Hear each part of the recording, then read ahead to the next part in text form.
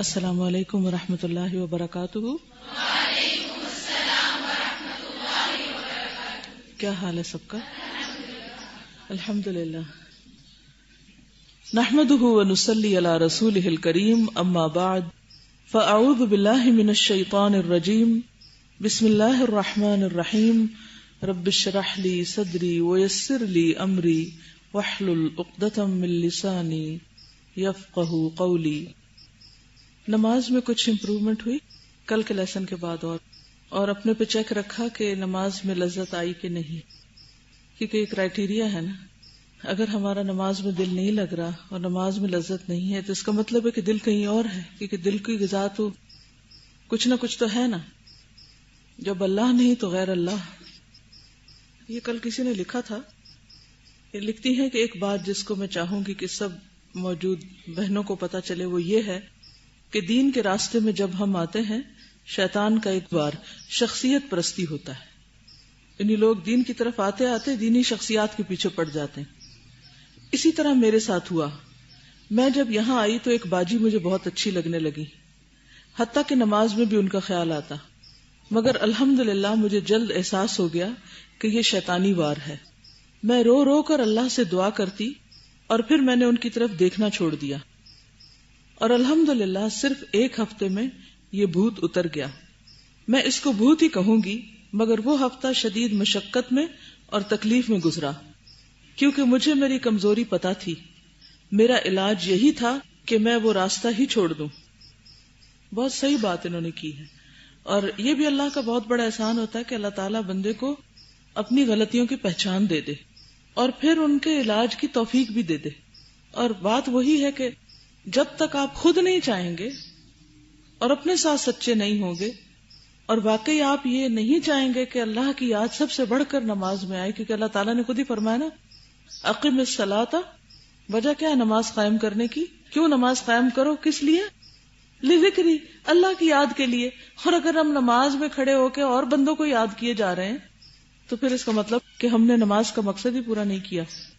نماز چونکہ ایک آئینہ بھی ہے نا، وہاں ہمیں اپنی غلطیاں بہت سی پتہ چلتی ہیں۔ نماز میں دل نہیں لگ رہا تو ہماری کوئی غلطی ہے، لذت نہیں اس میں آ رہی تو ہم کہیں غلط ہیں، خشوع خضوع یکسوئی نہیں تو ضرور کوئی وجہ ہے، بہت زیادہ بھول رہے ہیں تو کوئی وجہ ہے۔ تو وہاں سے ہمیں اپنی دینی حیثیت کا بہت اچھی طرح اندازہ ہو سکتا ہے۔ تو ہم سب نماز کو اپنا کرائیٹیریا بنا لیں۔ جس دن نماز کی اصلاح ہو گئی، وہ درست ہو گئی، سمجھے ہمارے دین کی اصلاح ہو گئی۔ چلیے آگے چلیں۔ فصل 108، صفحہ نمبر 511، دوائے عشق۔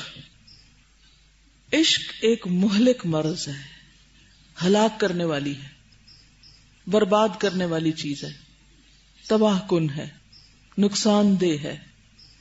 اس کا علاج یہ ہے کہ پہلے انسان اچھی طرح سمجھ لے کہ جس مرض اور بیماری میں مبتلا ہوا ہے وہ سراسر توحید خداوندی کے خلاف اور متضاد ہے۔ متضاد کا مطلب اپوزٹ، کنٹراڈکٹ کرتا ہے اس سے۔ اس کے بعد انسان کچھ ایسی ظاہری اور باطنی عبادتیں کرتا رہے جو اس کے قلب سے عشق کے افکار کا تسلسل منقطع کر دیں، یعنی کچھ ایسی پریکٹسز کرے، ایسے کام کرے کہ جس سے ان افکار میں بریک آئے، یہ ٹوٹیں۔ وہ جو تانتا بندھا ہوا نا خیالات کا، کہ دل کسی وقت فارغ ہی نہیں کسی بھی ایک خاص چیز کے خیال سے، اس کو بریک کرنے کی ضرورت ہے۔ تو اس میں کچھ ظاہری کام کرنے ہوں گے، اپنی روٹین بدلنی ہوگی، اپنے طریقوں پہ غور کرنا ہوگا، اور کچھ باطنی عبادتیں اور ریاضتیں کرنی ہوں گی، تب جا کے اس مرض سے گلو خلاصی ہوگی۔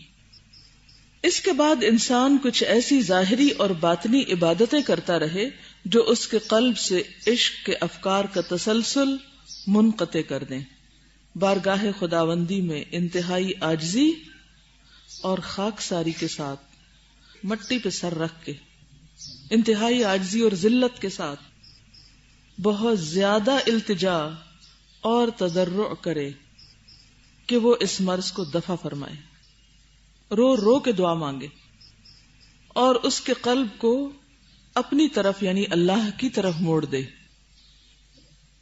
دل اتنی شدت کے ساتھ دعا کیوں نہیں مانگنے دے گا؟ اس کی کیا وجہ ہوگی کہ یہ دعا مانگنا بھی مشکل ہوگی؟ کیونکہ دل کو جس خیال سے لذت مل رہی ہے، دل جس چیز پر مائل ہے، اس کے لیے دل چاہتا ہی نہیں کہ وہ اس سے نکلے، تو دعا کیوں مانگے گا وہ؟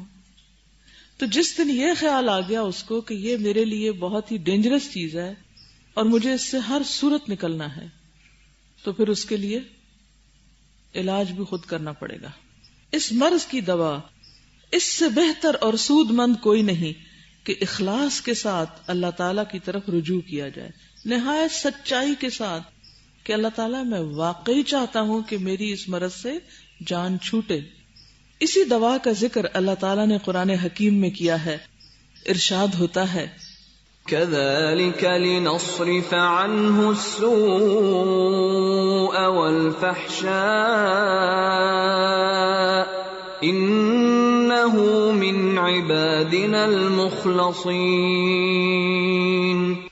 اللہم اجعلنا من المخلصین۔ اس طرح ہم نے یوسف علیہ السلام کو ثابت قدم رکھا، نیکی پر، حیا پر، ایمان پر، تقوی پر، تاکہ بدکاری اور بے حیائی سے انہیں دور رکھیں۔ بلا شبہ وہ ہمارے نیک بندوں میں سے ہے، مخلص چنے ہوئے بندوں میں سے ہے، صاحب اخلاص بندوں میں سے ہے۔ تو چونکہ وہ صاحب اخلاص بندوں میں سے ہے تو اس کوالٹی کی بنا پر اللہ تعالی نے ان سے سوء اور فحشاء کو پھیر دیا، سارے مواقعوں کے باوجود اللہ نے ان سے اس مصیبت کو دور کر دیا۔ تو اگر ہم واقعی سنسیئر ہوئے، سچے ہوئے، آنےسٹ ہوئے اپنے ساتھ اور اللہ سے دعا بھی کی تو اللہ تعالیٰ ایسی ساری بلاؤں اور مصیبتوں سے نجات دیں گے کہ جس سے ہمارے ایمان اور توحید میں خلل آ جائے، اتنی خطرناک بیماری کہ جو کہیں کا بھی نہ چھوڑے۔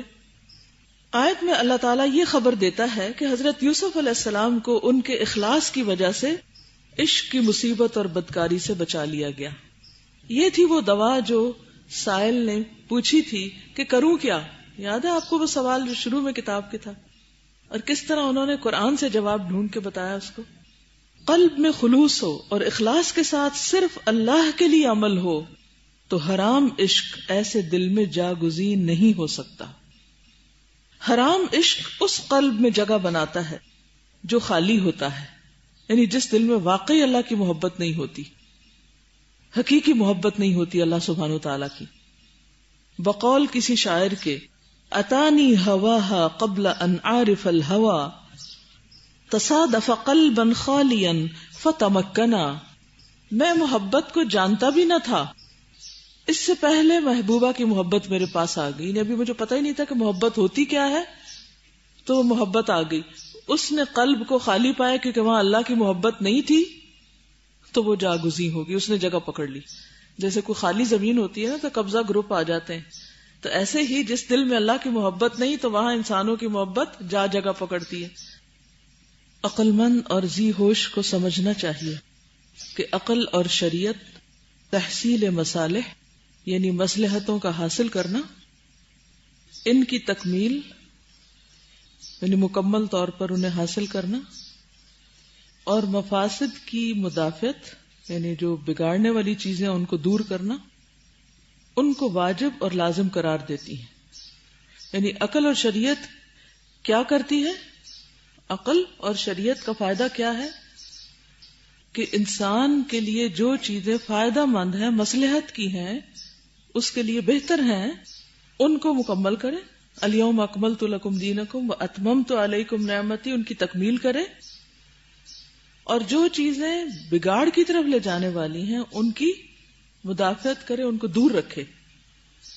سمجھ آ گیا جملہ؟ یعنی عقل اور شریعت مصلحتوں کو، فائدہ مند چیزوں کو حاصل کرنے میں مدد دیتی ہیں، ان کی تکمیل کرتی ہیں، مفاسد کی مدافعت کرتی ہیں، اور لازمی طور پر ایسا کرتی ہیں۔ کسی عقل مند کے سامنے کوئی ایسی چیز پیش آئے جس میں مصلحت ہے، یعنی فائدہ ہے، اصلاح کی بات ہے، اور مفسدہ بھی ہے یعنی بگاڑ بھی ہے، خرابی بھی ہے، یعنی کوئی ایک چیز آپ کے سامنے جس میں دونوں چیزیں نظر آ رہی، تو اس وقت اس پر دو باتیں لازم ہو جاتی. مثلا شراب کے بارے میں قرآن پاک میں آتا ہے کہ کل فیہما اثم کبیر و منافع للناس، دونوں چیزیں آ گئی سامنے، تب کیا کریں؟ تو دو باتیں لازم ہوتی، ایک علمی، دوسری عملی. علمی بات یہ ہے کہ انسان مصلحت اور مفسدے میں سے راجح پہلو پر غور کرے. تو قرآن نے کیا کہا؟ وَإِثْمُهُمَا أَكْبَرُ مِن نَفْعِهِمَا، کہ ان کا نقصان فائدے سے زیادہ ہے. فائدہ ہے لیکن نقصان زیادہ ہے. تو راجح کیا ہے؟ نقصان. شراب کے کیس میں اسی طرح ہر کیس میں آپ دیکھیے کہ کیا فائدہ اور کیا نقصان ہے. پوری کوشش سے راجح پہلو کو سمجھے، یہ نہیں صرف سطحی ظاہری طور پر. اور جو پہلو اصلح ہو، یعنی جو زیادہ بہتر ہو، فائدہ مند ہو، اسے اختیار کر لے، اسے لے لے. یعنی چھوڑنا ہے یا رکھنا ہے، کیونکہ اصلاح پر عمل کرنا انسان کے لیے واجب اور ضروری ہے. اللہ نے عقل دی اس لیے ہے. یہ معلوم ہے کہ عشق اور صورت پرستی میں نہ کوئی دینی مصلحت موجود ہے نہ دنیاوی، اور اگر اس میں کوئی مصلحت موجود بھی ہو تو اس سے کہیں زیادہ اس کے اندر دینی اور دنیوی مفاسد موجود ہوتے ہیں. یعنی بہت سے اس میں خرابیاں پائی جاتی ہیں، اور یہ کئی طریقوں پر ہے. اب وہ وضاحت کریں گے کہ کیا کیا خرابیاں ہیں. اول، سب سے پہلی خرابی عشق کی. پروردگار عالم کی محبت اور ذکر کے ساتھ مخلوق کی محبت اور ذکر میں اسے مشغولیت ہو جاتی، اور بعض اوقات مخلوق کی محبت اور ذکر بڑھ جاتا ہے. کس سے؟ اللہ کی محبت اور ذکر سے. کیا یہ خرابی نہیں؟ حج کے موقع پر جب اہل عرب مزدلفہ جاتے، عرفہ نہیں جاتے تھے، مزدلفہ سے واپس آتے، اور مزدلفہ کے قیام میں کیا کرتے تھے؟ آباء و اجداد کا ذکر بہت زیادہ کرتے تھے. تو اہل ایمان کی صفت کیا بتائی گئی؟ لیس علیکم جناح ان تبتغوا فضلا من ربکم فاذا افضتم من عرفات فاذکروا اللہ عند المشعر الحرام واذکروہ کما ہداکم وان کنتم من قبلہ لمن الضالین ثم افیدوا من حیث افاض الناس واستغفروا اللہ ان اللہ غفور رحیم فاذا قضیتم مناسککم فاذکروا اللہ کذکرکم آباءکم او اشد ذکرا. تو آباء و اجداد سے لوگوں کو کیا ہوتا ہے؟ محبت ہوتی اپنے خاندان سے، اپنے باپ دادا سے، اور خاص طور پر ان کے کچھ کارنامے ہوں تو لوگ ان کی بڑی باتیں کرتے ہیں. عموماً کیا ہوتا ہے کہ جب سارا خاندان مل بیٹھتا ہے تو پھر بڑوں کی باتیں ہونے لگتی. ہمارے باپ ایسے تھے، دادا ایسے تھے، چچا ایسے تھے، فلاں ایسا تھا، فلاں ایسا تھا. تو ان کا ذکر بہت زیادہ ہونے لگتا ہے. حتیٰ کہ عبادت گاہ میں بھی، مسجد ہو، عرفات کا میدان ہو، مزدلفہ ہو، لوگ چونکہ اور تو کوئی کام ہوتا نہیں وہاں، نمازیں پڑھی، تھوڑا بہت ذکر کیا اور بیٹھ کے پھر مجلسیں جمائی. تو اہل عرب ان مجلسوں میں کیا کرتے تھے؟ تھوڑا بہت اللہ کا ذکر کر لیا، لیکن زیادہ ذکر کس کا ہوتا تھا؟ آباء و اجداد کا.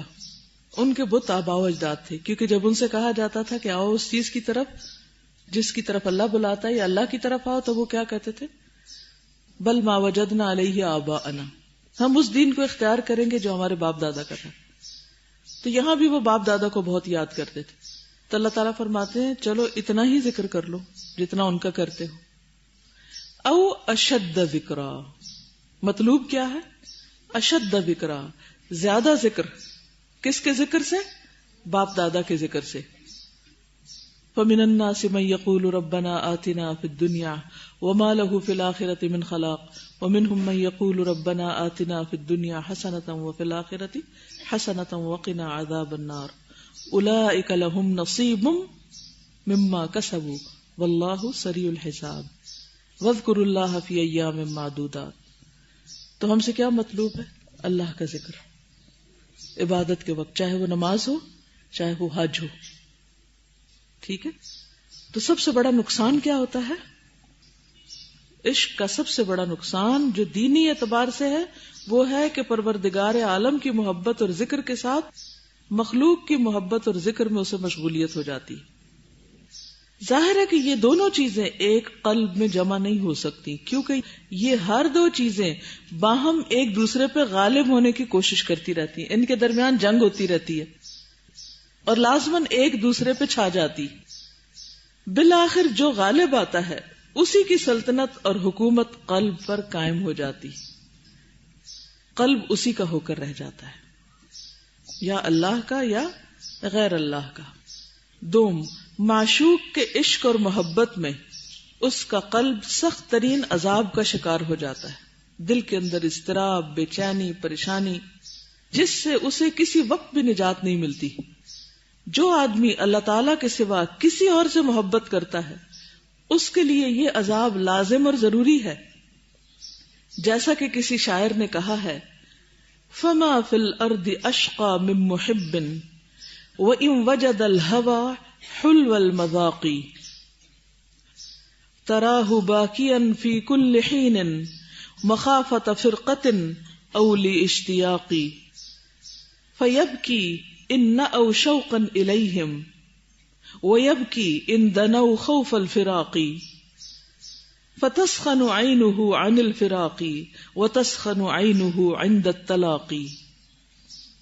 محبت کرنے والے سے زیادہ اس زمین پر کوئی بدبخت نہیں، اگرچہ اسے محبت کا مزہ میٹھا معلوم ہوتا ہے. تم دیکھو گے کہ وہ ہر وقت روتا ہی رہے گا، فراق کے خوف سے یا وصال کے شوق میں. اگر معشوق دور ہوتا ہے تو جدائی کے مارے روتا ہے، اور اگر قریب ہوتا ہے تو فراق کے خوف سے روتا ہے کہ اب پھر جدا ہونا ہے، الگ ہونا ہے. بس اس کی آنکھیں فراق کے وقت گرم آنسو ٹپکاتی ہیں اور ملاقات کے وقت بھی روتی ہیں. تو یہ رونا جو غیر اللہ کے لیے ہے یہ ایک عذاب ہے. تو کیا فائدہ پھر ایسی چیز کا جو انسان کے لیے نقصان کا باعث ہو. غرض عشق وہ مصیبت ہے کہ عاشق لذت اندوز ہوتا ہے تب بھی اس کا قلب عذاب میں مبتلا رہتا ہے. یعنی اگر وقتی طور پر اس عشق کی وجہ سے کوئی قلب کو لذت حاصل ہوتی بھی ہے تو بھی دل عذاب میں ہی ہے، مصیبت میں ہے، مسلسل پریشانی میں ہے. سوم، تیسری بات، عاشق معشوق کا اسیر اور غلام بن جاتا ہے. ایسا اسیر اور غلام کہ وہ اسے ہر وقت ذلیل و خوار اور رسوا کرتا رہتا ہے. عشق کا نشہ اس پر کچھ اس طرح سوار رہتا ہے کہ اسے اس ذلت اور رسوائی کی مصیبت کا شعور اور احساس تک نہیں ہوتا. بعض اوقات انسان ڈھیٹ ہو جاتا ہے، اس کو ذلت کا، رسوائی کا بھی فکر نہیں ہوتا، اور اس کے قلب کی حالت اس چڑیا کی سی ہو جاتی ہے جو کسی بچے کے ہاتھ میں گرفتار ہو. آپ نے دیکھا کبھی بچے چڑیا پکڑ لیتے ہیں اور چڑیا جو ہاتھ میں ہوتی ہے اس کا حال کیا ہوتا ہے، دل اس کا پھڑک رہا ہوتا ہے اور وہ چائیں چائیں کر رہی ہوتی ہے. بچہ اسے ستاتا رہتا ہے اور اسے ایک کھیل تماشا سمجھتا ہے، لیکن چڑیا کی جان جاتی. اسی طرح عاشق کی حالت ایک دست و پا بستہ، یعنی ہاتھ پاؤں بندھے ہوئے ہیں، رسیوں سے بندھے ہوئے ہیں، آزاد نہیں، اس قیدی کی سی ہے. اس کے برعکس جو اس بیماری سے آزاد ہے وہ اس مصیبت سے بھی آزاد ہے. عاشق کی حالت کے متعلق کسی نے کہا ہے، طلیق برأی العین وہو اسیر علیل علی قطب الہلاک یدور. عاشق بظاہر تو آزاد نظر آتا ہے مگر وہ ایک قیدی ہے، وہ ایک بیمار ہے جو ہلاکت کے محور پر گھوم رہا ہے. ومیت یرا فی صورت الحی غادیا ولیس له حتی النشور نشور. وہ ایک مردہ ہے جو زندوں کی طرح چلتا پھرتا نظر آتا ہے لیکن حشر کے دن بھی اس کا زندہ ہونا دشوار ہے. اخو غمرات داع فیہن قلبہ فلیس له حتی الممات حضور. وہ ایسے غاروں میں پڑا ہے جہاں اس کا قلب کھو گیا ہے، لاسٹ ہے. اب موت تک اسے پھر اس کا قلب ملنے کا نہیں، اس نے اپنا دل ہی کھو دیا، اس کا اپنے دل پر کوئی اختیار ہی نہیں رہا، وہ اپنے دل کو خود کنٹرول ہی نہیں کر سکتا اور موت تک وہ اس کو نہیں پکڑ سکتا. چہارم، چوتھی بات، عشق انسان کو دینی اور دنیوی مسالے سے بالکل غافل اور بے خبر کر دیتا ہے.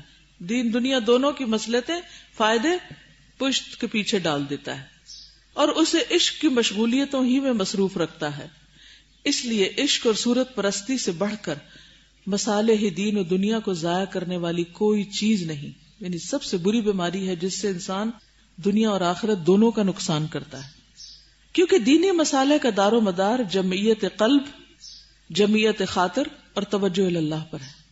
دین کے فائدے کب ہوتے ہیں انسان کو؟ جب انسان کا دل کیا ہو؟ جمعیت قلب ہو، یعنی یکسو ہو. تب اس کی نماز صحیح ہوتی ہے، تب اس کے اندر خشوع ہوتا ہے. کچھ پڑھتا ہے تو اس کو سمجھ آتی ہے. اور اگر دل ہی پریشان ہے اور بکھرا ہوا ہے اور خیالات کہیں سے کہیں بھٹک رہے ہیں اور سامنے کیا ہو رہا ہے، پیچھے کیا ہو رہا ہے، وہ کہیں اور ہی لاسٹ ہے، گم ہے، اسے کیا حاصل ہونا ہے؟ اس کے اندر تو پھر اللہ کی محبت جا ہی نہیں سکتی، کیونکہ اس کا دھیان ہی کہیں اور ہے، لگا ہوا اور بٹا ہوا ہے، مشغولیت ہی کہیں اور ہے، مصیبت میں پڑا ہوا ہے. دوسری چیز جمعیت خاطر. خاطر کہتے ہیں خیال کو، یعنی اس کے خیالات ہی بھٹکے ہوئے ہیں، ذہن ہی منتشر ہے. تو جب تک دل، دماغ، توجہ اللہ کی طرف نہیں ہوگی بھرپور انسان کی، تو اس کی عبادتیں بھی بیکار ہیں، وہ صرف ایک ایکسرسائز ہے. عشق اور صورت پرستی قلب و نظر کو کلیتاً یعنی مکمل طور پر، کلی طور پر متفرق اور متشتت بھی اسی سے بکھیر دیتی، متشتت کر دیتی، یعنی وہ بکھر جاتا ہے انسان. اور مصالح دنیویہ یعنی دنیا کے فائدے، مصلحتیں حقیقتاً مصالح دین پر موقوف ہیں. یعنی اگر دین بگڑ گیا تو دنیا کے کتنے بھی فائدے ہوں، کیا فائدہ ان کا؟ پس جس کے مصالح دینی ضائع ہوں گے اس کے مصالح دنیوی یقیناً زیادہ سے زیادہ ضائع ہو جائیں گے، یعنی اس کی دنیا بھی کسی کام کی نہیں رہے گی. پانچویں بات، عشق کے لیے دنیا اور آخرت کی آفتیں اس قدر زیادہ اور تیز ہوتی ہیں جیسے خشک لکڑی میں آگ رکھنے کی دیر ہو. بلکہ خشک لکڑی میں آگ اس قدر جلد نہیں بھڑکتی جتنی زیادہ عشق کی آگ تیز ہوتی ہے، تیزی سے انسان کو اپنے کنٹرول میں لے لیتی ہے. اس کی وجہ یہ ہے کہ عشق جس قدر قلب سے نزدیک ہوتا جاتا ہے اور عاشق سے جس قدر اس کا اتصال بڑھتا جاتا ہے، یعنی کنیکشن زیادہ ہوتا ہے، کانٹیکٹ زیادہ ہوتا ہے، اسی قدر وہ اللہ تعالیٰ سے دور ہوتا جاتا ہے، کیونکہ اس کو کسی اور چیز میں مزہ آ رہا ہے.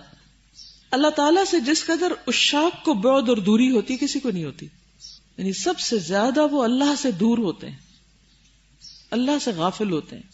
نہ دعاؤں میں دل لگتا، نہ نماز میں، نہ قرآن میں، نہ کسی اور ڈھنگ کے کام میں.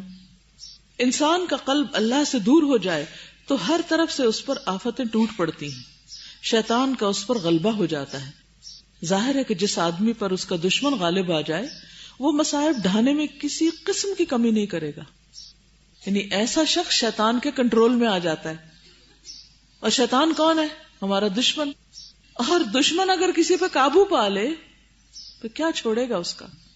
اس کی عزت، جان، مال، سامان، اسباب کیا چھوڑے گا؟ سب کچھ لوٹ کے نہیں لے جائے گا؟ اس انسان کو بھی اٹھا لے جائے گا، اس کے سارے سامان کو بھی لوٹ لے گا اور اس کی عزت بھی ساری برباد کر دے گا. تو اسی طرح شیطان جو انسان کا دشمن ہے، جب انسان کے دل پر قابو پا لیتا ہے تو پھر اس کا ایمان بھی لوٹتا ہے، اس کا اخلاق بھی، اس کی عبادات کی لذت بھی، اس کی ہر چیز کو تباہ کر کے رکھ دیتا ہے. بگاڑ ہی بگاڑ ہے پھر. اور جس قدر بھی اس کے امکان میں ایذا اور تکلیف دینا ہوگا، یعنی دشمن جتنا بھی ٹارچر دے سکے وہ اسے ضرور پہنچائے گا. سوچئے کہ اس قلب کا کیا حال ہوگا جس پر اس کا قوی ترین دشمن پوری طرح غلبہ پالے اور اس پر حاوی ہو جائے. اس کا ایسا دشمن جو ساری مخلوق سے زیادہ اس کی عیب جوئی اور تخریب کاری میں لگا ہوا ہو، اور اسے اپنے حقیقی دوست سے، جس کی دوستی اور نزدیکی کے بغیر اسے سعادت نصیب نہیں ہو سکتی. کون ہے وہ؟ اللہ.